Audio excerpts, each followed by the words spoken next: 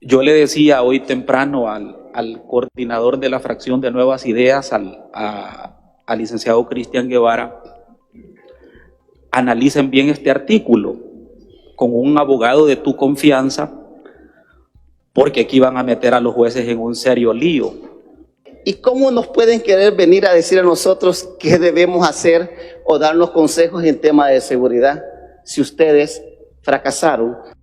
En la discusión de reformas al Código Penal, el diputado Portillo Cuadra hizo críticas a dichas reformas, seguidamente le responden los diputados de Nuevas Ideas. El que antes los imputados se escondían en los centros penales para no salir a las audiencias, se frustraban las audiencias y ellos detenían el proceso con una artimaña. Me parece que ese tema es importante que se pueda regular. Pero más allá de un tema de si estamos de acuerdo o no, yo sí tengo una pregunta. En este momento hay régimen de excepción y uno de los artículos del régimen de excepción es el artículo 12, que dice de que queda suspendido la garantía de defensor. Y resulta que el primer artículo de este pliego de reformas dice que se garantiza el derecho de defensa desde el momento de la detención hasta la sentencia. Entonces mi pregunta es la siguiente: cuando esto entre en vigencia, ¿el juez cuál va a aplicar? ¿El régimen de excepción que tiene suspendido el derecho de defensa oportuno o esta reforma? Porque esta reforma dice que el derecho de defensa es irrenunciable. Cuando a uno le enseñan la prelación de la derogatoria de las leyes, una de esas reglas dice que la norma posterior deroga la norma anterior. Eso significa que este decreto modifica el régimen de excepción y los jueces entonces van a aplicar este decreto que se está aprobando este día. Si esa es la lógica, qué bueno. Qué bueno, porque eso significa que regresamos a la legalidad, porque este decreto está prácticamente derogando expresamente un artículo del régimen de excepción. El otro tema que creo que es importante tenerlo como muy en cuenta, y sin el ánimo de criticar el decreto, sino más bien de aclararnos,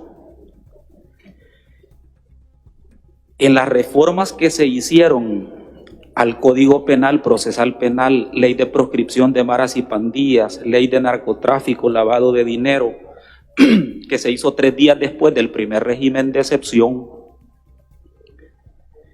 se estableció una norma que dice que el juez no puede imponer ninguna medida alterna a la detención en los delitos de proscripción de maras y pandillas. Pero si este artículo de la defensa irrenunciable se aprueba ahora, así como está, de acuerdo al artículo 346, número 5 del Código Procesal Penal, que regula lo siguiente: nulidad absoluta del proceso. Será nulo el proceso penal cuando no se hubiere proveído de defensor en los términos que regula este código. Eso significa que los jueces pondrían en libertad a miles de personas capturadas bajo el régimen de excepción cuando se compruebe que no tuvieron defensor oportunamente en los términos que el código señala. Porque en las actas colectivas que han ido a leer los jueces a los penales, se comprueba que no tuvieron defensor desde el momento de su captura, como lo dice el artículo de este decreto. Yo le decía hoy temprano al coordinador de la fracción de Nuevas Ideas, al licenciado Cristian Guevara, analicen bien este artículo con un abogado de tu confianza, porque aquí van a meter a los jueces en un serio lío.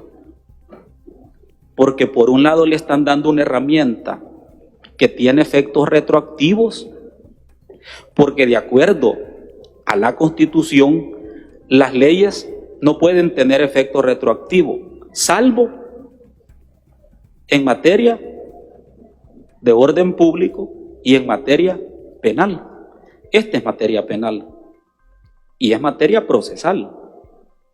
Entonces, creo que es importante revisar este tema. No me voy a pronunciar si esto es bueno, si esto es malo, no ese es el propósito. Creo que tiene algunas cosas muy buenas el decreto, porque evitaría la impunidad de aquellos que burlan presentarse al proceso.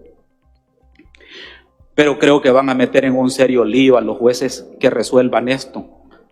Y lo digo, los van a meter en un serio lío porque si ellos resuelven no poner en libertad, porque se van por el régimen de excepción, cometerían prevaricato porque no estarían aplicando este artículo de la reforma.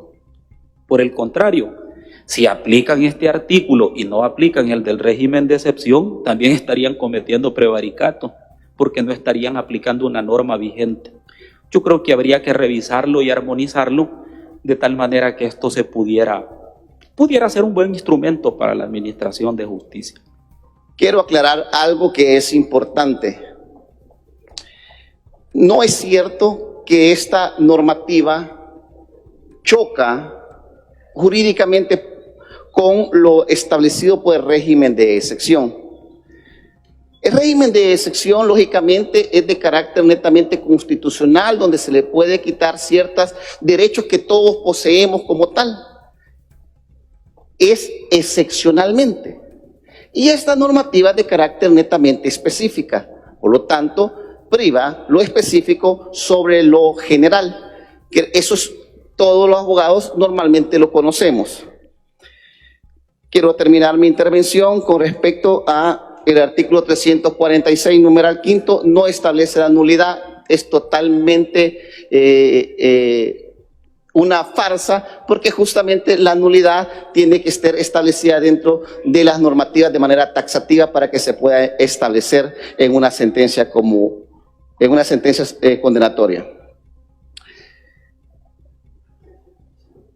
Ayer, en la comisión, los que no votaron por esto han sido, su nombre se llama Fracaso y su apellido Corrupción. Fracasaron como director de la Policía Nacional Civil.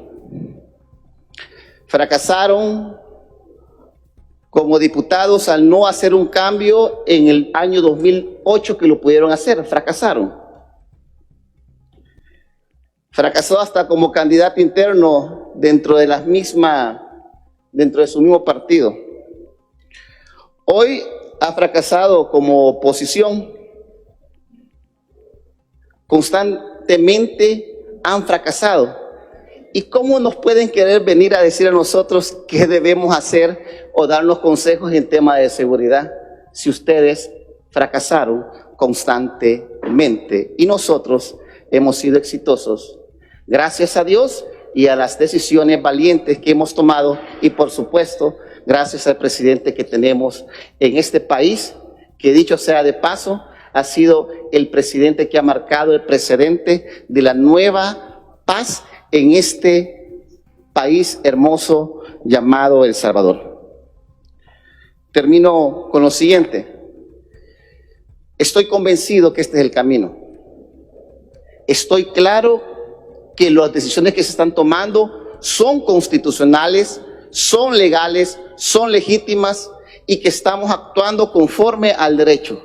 Y que no solamente estamos actuando, sino que la ley y la Constitución no lo permite. Y así es que estamos actuando. Y vamos a terminar por completo con este sistema que estaba enquistado en las diferentes normas para beneficio de los criminales. En un pleno se viene a debatir las leyes que se están o reformando o sacando nuevas. Mis compañeros que me antecedieron, sobre todo los dos expertos en leyes, quiero felicitarlos y agradecerles porque estamos aquí aclarándole a los salvadoreños que, aún estando abiertos a una sana discusión, hay que advertirlos de que no se dejen seguir engañando por aquellos que sí fueron definitivamente quienes impusieron un régimen de sangre, de impunidad, de muerte. No lo estamos inventando, ¿verdad?, para pasar esta reforma. ¿O acaso no hemos estado viendo, y unos que anteriormente, ya de varias generaciones, sabemos qué es lo que hicieron antes para que nuestro país cayera en esa desgracia? Los salvadoreños en mayoría lo tienen claro, por eso es que nos han elegido en mayoría aquí, y nosotros hacemos un respeto a la democracia, y por supuesto que también la oposición puede hablar, pero creo que hay que ser responsables al hablar. No se trata de hacer politiquería, como decía un colega diputado, que él piensa que esto es una cuestión de venganza o de política. Quizás se refiere a la politiquería que se hacía en el partido donde él se tuvo que salir para seguir haciendo politiquería en el actual. Ya no digamos el que vino después, el jefe de fracción, que supuestamente es un experto en leyes, pero no tiene ni idea, por lo que escuché después decir a mis compañeros, de que es un régimen de excepción. Pero bueno, lo que puedo entrever en todo esto es que ellos están tratando de volver a que nuestro país siga como ellos lo dejaron. Esa es la intención ulterior, aparentemente.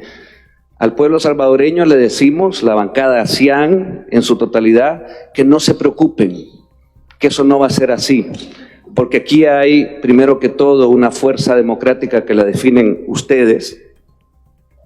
Hay un presidente de la República que está por defenderlos a ustedes, y estamos aquí en mayoría en este pleno para crearle todos los caminos que sean necesarios para que no vuelvan aquellos que quieren defender la impunidad, la muerte, la sangre y a sus benefactores de crimen organizado. Muchas gracias. Síguenos en Mágico TV.